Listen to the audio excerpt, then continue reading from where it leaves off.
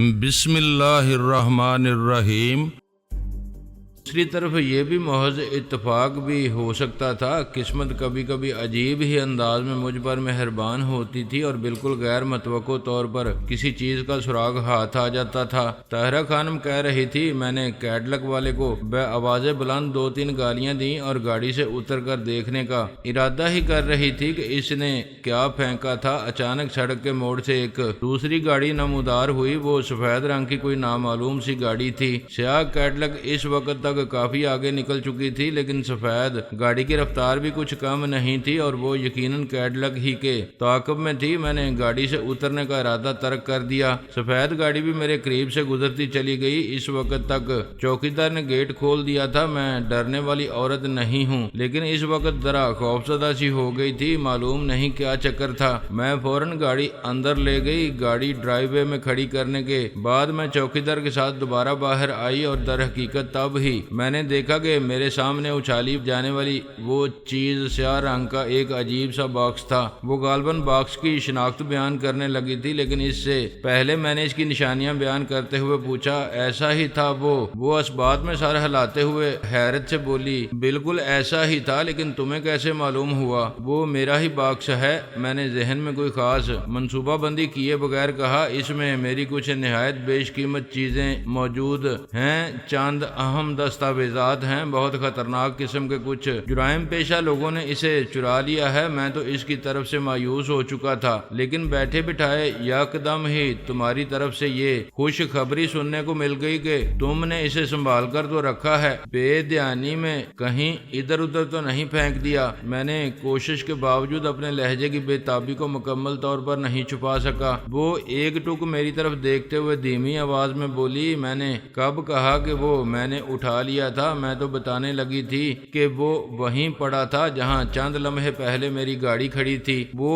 دیکھنے میں ہی کچھ عجیب سا لگ رہا تھا، جیسے کسی بڑی مشین کا کوئی حصہ ہو۔ مجھے اس سے خوف محسوس ہوا، کہیں کوئی خطرناک چیز نہ ہو۔ جانے کیوں مجھے وہم سا ہو رہا تھا کہ اگر اس کے ساتھ غلط طریقے سے زیادہ چھیڑ چھاڑ کی گئی تو کہیں دھماکے سے پھٹ ہی نہ جائے۔ مجھے دل ہی دل میں اس عورت کو داد دینا پڑی۔ اس کی حیثیت اس کی صحیح رہنمائی کرتی تھی۔ میں نے بے تابی سے پوچھا، اگر تم نے اسے اٹھایا نہیں تو پھر کیا کیا؟ میں نے ڈرتے ڈرتے اسے پاؤں سے تھوڑا سا کھسکا کر دیکھا تھا، خاصا وزنی تھا۔ طاہرہ بولی، پھر میں نے چوکیدار کو حکم دیا کہ اسے اسی طرح احتیاط کے ساتھ پاؤں سے آہستہ آہستہ کھسکاتے ہوئے کچھ دور ایک بنگلے کی دیوار کے ساتھ لگا دے۔ وہ بنگلہ کافی عرصے سے خالی پڑا ہے۔ وہ سانس لینے کو رکی۔ پھر میں اب اپنی بے تابی کو چھپانے کی کوشش کر رہا تھا۔ بس چوکیدار کے ذریعے اسے اپنے گھر سے ذرا دور پہنچا کر میں اندر آ کر سو گئی۔ چوکیدار کو بھی میں نے سختی سے منع کر دیا تھا کہ اسے اپنی جگہ سے اٹھانے یا چھونے کی کوشش نہ کرے۔ پھر میں اس چیز کو بھول گئی۔ صبح میں ذرا دیر سے آفس جانے کے لیے نکلی تو تب وہ مجھے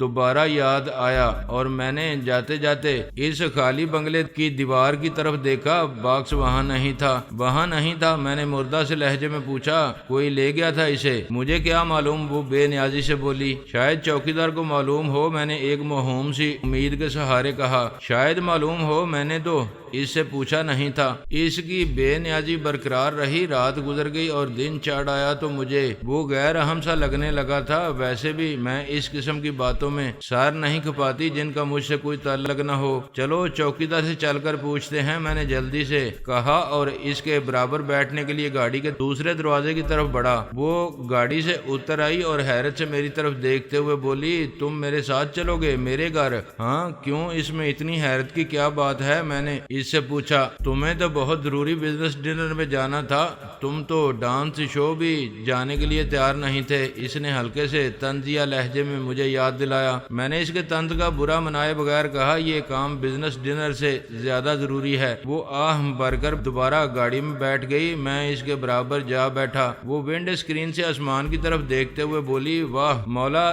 تیری اس دنیا میں ہر کوئی غرض کا بندہ ہے، اپنا کام پڑتا ہے تو پل بھر میں کیسے پروگرام بدل جاتے ہیں۔ میں خاموش رہا، اسے یہ باتیں کرنے کا حق تھا، ویسے بھی میرا ذہن باکس میں الجھا ہوا تھا۔ ریڈ ڈاٹ والے جسے زندگی اور موت کا مسئلہ بنا رہے تھے، وہ چیز راستے میں لاوارث پڑی رہ گئی تھی۔ اس کے لیے اس کی اہمیت تھی، ان میں سے کسی کی بھی نظر اس پر نہیں پڑی تھی۔ طاہرہ خانم، ایک لمحے کی خاموشی کے بعد میں نے کہا، تمہیں حق حاصل ہے کہ اس عاجز و مسکین پر طنز کے جتنے تیر چاہو برسا لو، لیکن مجھے جلد از جلد وہاں لے چلو جہاں تم نے باکس چھوڑا تھا۔ وہ ایک نظر میری طرف دیکھ کر اپنے خصوصی کھنکتے انداز میں ہنسی۔ مزاحیہ لگتے ہیں تمہاری شخصیت کے ساتھ یہ الفاظ۔ میری شخصیت میں کون سا سرخاب کے پر لگا ہوا ہے؟ میں تو ایک عام سا گناہ گار انسان ہوں۔ ویسے بھی یہ عام سی بات ہے کہ جب کوئی الجھن میں ہوتا ہے تو اسے دیکھ کر دوسروں کو ہنسی آتی ہے، میں نے ملائمت سے کہا۔ وہ قدرے سنجیدگی سے بولی، کیا واقعی وہ باکس تمہارے لیے بہت اہم ہے؟ ہاں، بہت زیادہ، میں نے جواب دیا، حالانکہ مجھے ابھی قطعاً معلوم نہیں تھا کہ وہ میرے لیے کیوں اہم تھا۔ شاید اس لیے کہ ریڈ ڈاٹ اس میں بہت دلچسپی لے رہی تھی اور میں ریڈ ڈاٹ کا کوئی سر پیر تلاش کرنے پر تلا ہوا تھا۔ میں تو تفریح کی تلاش میں تمہارے پاس آئی تھی، لیکن مجھے لگ رہا ہے جیسے کوئی جاسوسی کہانی شروع ہو گئی ہے۔ جاسوسی کہانی میں کیا کم تفریح ہوتی ہے؟ میں نے مسکراتے ہوئے اس کی طرف دیکھا۔ میں اب اپنے اندرونی ہیجان پر قابو پا چکا تھا اور پرسم نظر آنے کی پوری کوشش کر رہا تھا۔ تمہارے ساتھ رہنے کا موقع ملا تو شاید اس قسم کے چکروں سے بھی لذت اندوز ہونے کا ہنر سیکھ لوں۔ وہ بولی، وہ حقیقتاً بڑی خوبصورت اور مہارت سے ڈرائیونگ کر رہی تھی۔ جہازی قسم کی گاڑی اس کے مرمری ہاتھوں میں کھلونا معلوم ہو رہی تھی۔ مجھے یاد آیا کہ ریڈ ڈاٹ کی طرف سے فون پر مجھ سے باتیں کرنے والا ایڈم عرف ایڈی جب بھی رابطہ قائم کرتا تھا یہی تاثر دیتا تھا کہ وہ لوگ میری تمام نقل و حرکت سے واقف رہتے تھے۔ اس کا مطلب یہی ہو سکتا تھا کہ ان کا کوئی نہ کوئی آدمی ہر وقت میرا تعاقب کرتا تھا، لیکن میں نے جب بھی ایسے کسی شخص کو تلاش کرنے کی کوشش کی تھی تو مجھے کم از کم اپنے تعاقب میں کوئی نظر نہیں آیا تھا۔ صرف ایک آدھ بار اینن نے میرا تعاقب کیا تھا، لیکن وہ بات پرانی ہو چکی تھی۔ اب تو کافی دنوں سے وہ بالکل ہی غائب تھا، مجھے تو اس کی جھلک بھی دکھائی نہیں دی تھی۔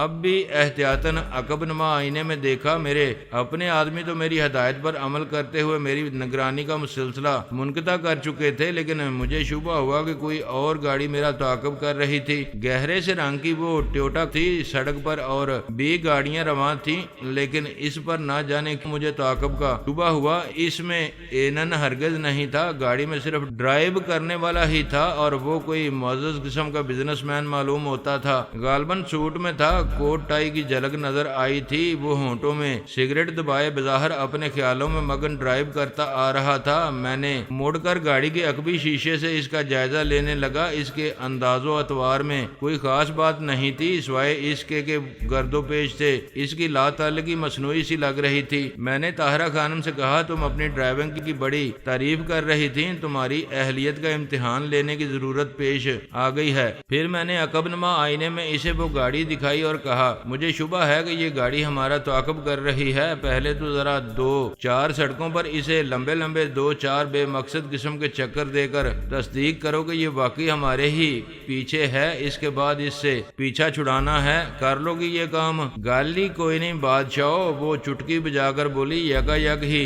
اس میں 9 عمر لڑکیوں والا وہ چلبلا پن نظر آنے لگا تھا جس کی مجھے کم از کم اس کی طرف سے ہرگز توقع نہیں تھی۔ اس نے گاڑی کی رفتار یکدم بڑھائی اور اسے لہراتے ہوئے دوسری گاڑیوں کے درمیان سے نکالتے ہوئے بولی، میں وقت بے وقت ہر طرح کی سڑکوں پر تنہا گاڑی دوڑائے پھرتی ہوں۔ کبھی کبھی 9 دولتیوں کے شہدے سے لڑکے کار یا اسپورٹس موٹر سائیکل وغیرہ پر میرے پیچھے لگ جاتے ہیں۔ انہیں چکر دینے اور زچ کرنے میں مجھے بڑا مزہ آتا ہے، حالانکہ ان میں سے بیشتر ڈرائیونگ یا رائڈنگ میں بڑے بدماش ہوتے ہیں، لیکن میں انہیں بھی جب چاہتی ہوں گونچا دے دیتی ہوں۔ ڈاج دینے میں بڑی ماہر ہوں، تم فکر نہ کرو۔ حسن کے ایسے نوخیز قدردانوں کو تمہیں ڈاج نہیں دینا چاہیے، ان کی قدردانی سے تو استفادہ کرنا چاہیے، میں نے کہا۔ وہ مصنوعی خفگی سے ایک نظر میری طرف دیکھ کر بولی، میں تفریح پسند اور عیش کوش ضرور ہوں لیکن کھلونا نہیں ہوں۔ میرا معیار نظر اب اتنا گرا ہوا بھی نہیں ہے کہ ہر راہ چلتے سے، ہر لوفر لفنگے سے، ہر انجانے سے، ہر باچیں کھلاتے ہوئے چگت سے پینگے بڑھانے لگوں۔ میں ایک ٹیسٹ فل عورت ہوں، میرا کوئی ذوق ہے۔ نصیر نواز تو مجھے کوئی اچھا آدمی معلوم نہیں ہوا تھا۔ میں نے کہا وہ کم از کم ہینڈسم تو تھا اور سوسائٹی میں اس کا کوئی مقام تھا۔ وہ کوئی راہ چلتا گمنام اور باپ کی دولت پہ اکڑنے والا لفنگا سا نوجوان تو نہیں تھا۔ اسے چکر میں البتہ میں نہیں پڑتی تھی کہ اسے اعلیٰ انسانی اقدار کے پیمانوں سے ناپوں۔ وہ باتیں بھی کرتی جا رہی تھی اور اس کی گاڑی پر نظر بھی رکھے ہوئے تھی۔ بڑی ہوشیاری سے اس نے ادھر ادھر کی سڑکوں پر چاند میل کا چکر کاٹا اور یہ بات طے ہو گئی کہ گہرے رنگ کی ٹویوٹا ہمارے تعاقب میں تھی۔ وہ شخص غالباً سمجھ گیا تھا کہ ہم تعاقب کی تصدیق کر رہے ہیں، اور اب جب کہ یہ بات ظاہر ہو گئی تھی تو اس نے احتیاط چھوڑ دی تھی اور فاصلہ بھی کم کر لیا تھا۔ کوئی اور موقع ہوتا تو میں اسے گھیرنے کی کوشش کرتا۔ آج کل مجھے ریڈ ڈاٹ کے بارے میں کسی سراغ کی شدت سے تلاش تھی اور شاید وہ ایک سراغ ثابت ہو سکتا تھا، لیکن اس وقت میرا ذہن صرف سیاہ باکس میں الجھا ہوا تھا۔ فی الحال اس کے سوا مجھے کوئی چیز اہم نہیں لگ رہی تھی۔ یہ لدڑ کا بچہ ہے تو ہمارے ہی تعاقب میں، طاہرہ خانم بولی۔ کون ہے یہ؟ کاش مجھے معلوم ہوتا، میں نے ٹھنڈی سانس لے کر کہا۔ کیا کرنا ہے اس کا؟ طاہرہ نے بالکل اس انداز میں پوچھا جیسے کسی خانسامہ کے سامنے آلو وغیرہ رکھے ہوں اور وہ پوچھ رہا ہو کیا کرنا ہے ان کا، چپس بنانے ہیں یا بھرتا؟ فی الحال تو اس سے پیچھا چھڑا لو۔ میں نہیں چاہتا کہ وہ اس بات سے آگاہ ہو کہ ہم کہاں جا رہے ہیں اور کیوں جا رہے ہیں، میں نے جواب دیا۔ چند لمحے بعد بالکل فلمی قسم کی کار چیزنگ شروع ہو گئی۔ اس شخص کو ڈکا چھپا نہیں بلکہ اعلی اعلان قسم کا ڈاج دینے پر تلی ہوئی تھی۔ شہر کے راستوں سے بھی وہ خوب واقف تھی اور اس کے علم سے حاضر دماغی کے ساتھ فائدہ اٹھانے میں بھی کوئی جواب نہیں تھا۔ تعاقب کرنے والا شاید ایک عورت سے اس قسم کی ڈرائیونگ کی توقع نہیں کر رہا تھا۔ شروع میں شاید وہ کچھ نروس ہو گیا تھا، لیکن اس نے بہرحال ہمارا پیچھا نہیں چھوڑا۔ طاہرہ بالآخر گاڑی فیروز پور روڈ کی طرف نکال لے گئی۔ وہاں اس نے وان وے کا نہایت خوبصورتی سے فائدہ اٹھاتے ہوئے اس طرح ٹویوٹا والے کو ڈاج دیا کہ وہ سر پیٹتا رہ گیا ہوگا۔ اچھی خاصی ٹیڑھی میڑھی گلیوں میں ذرا سا چکرانے کے بعد طاہرہ جلدی سے واپس فیروز پور روڈ پر نکل آئی۔ یہ ایک نفسیاتی حربہ تھا۔ تعاقب کرنے والا یہ توقع نہیں کر سکتا تھا کہ ہم چند منٹ بعد وہیں واپس آ جائیں گے جہاں سے ہم نے اسے غنچہ دیا تھا۔ مجھے امید تھی کہ اچھرا کی گلیوں میں ہماری تلاش میں بھٹک رہا ہوگا، جبکہ طاہرہ جمال کے راستے آندھی طوفان کی طرح واپس گلبرگ کی طرف روانہ ہو گئی تھی۔ نہر کراس کرنے کے بعد جب اسے اطمینان ہو گیا کہ تعاقب کرنے والے کا کہیں دور دور تک پتہ نہیں تو وہ تحسین طلب نظروں سے میری طرف دیکھتے ہوئے بولی، کیسا ہے؟ بہت اچھا ہے۔ میں نے ہولے سے اس کا کندھا تھپ تھپایا۔ اطمینان رکھو، اگر کبھی ڈاج دینے کے سلسلے میں کوئی ایوارڈ کی تقریب ہوئی تو وہ یقیناً تمہیں ہی ملے گا۔ تمہاری تھپکی ہی میرے لیے ایوارڈ ہے، وہ مسرور لہجے میں بولی۔ فیروز پور روڈ تو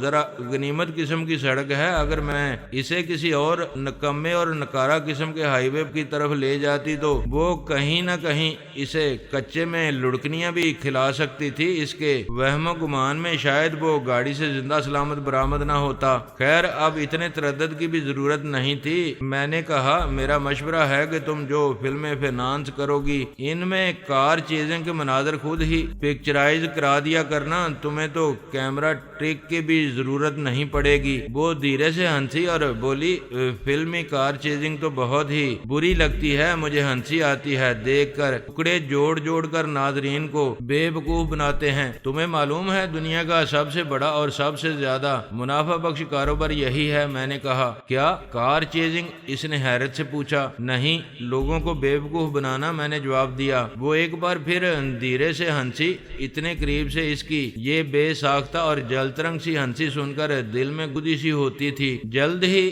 اس نے گاڑی اپر مال سے ملحق علاقے کی ایک کشادہ سڑک پر لے جا روکی۔ لو جی، یہ آ گیا گھر میرا، گھر میری جنت وغیرہ وغیرہ۔ وہ انجن بند کر کے دونوں ہاتھوں سے اپنے کھلے بال سمیٹتے ہوئے بولی۔ سامنے ایک خاصا اونچا آہنی گیٹ نظر آ رہا تھا۔ بظاہر اس گیٹ پر لوہے کی لکیروں سے بے معنی سے پیٹرن بنے دکھائی دے رہے تھے، لیکن ذرا غور سے دیکھنے پر معلوم ہوتا تھا کہ وہ اصل عمر خیام کی وہی خیالی اور علامتی تصویر تھی جو کہیں کہیں دیکھنے میں آتی ہے۔ تصویر بہت پرانی تھی، عام ہو چکی تھی۔ کیلنڈر والوں نے اسے چیپ کر دیا تھا، مگر پھر بھی نہ جانے کیوں ایک خاص موڈ میں آدمی کو متاثر کرتی تھی، بہت سی دوسری پرانی چیزوں کی طرح۔ طاہرہ خانم، تم واقعی ایک خاص نہج کی باذوق عورت ہو، میں نے گاڑی سے اترتے ہوئے کہا۔ صرف نصیر نواز کی سابق دوست ہونے کی وجہ سے مجھے تمہاری خوش ذوقی پر شک ہونے لگتا ہے۔ تم تو کہتے ہو کہ تم نصیر نواز کو جانتے نہیں تھے، پھر اس کے بارے میں اتنے بدگمان کیوں ہو؟ اس نے ترچھی نظر سے میری طرف دیکھا۔ میں بھی تمہاری طرح انسان کے بارے میں قیافے اور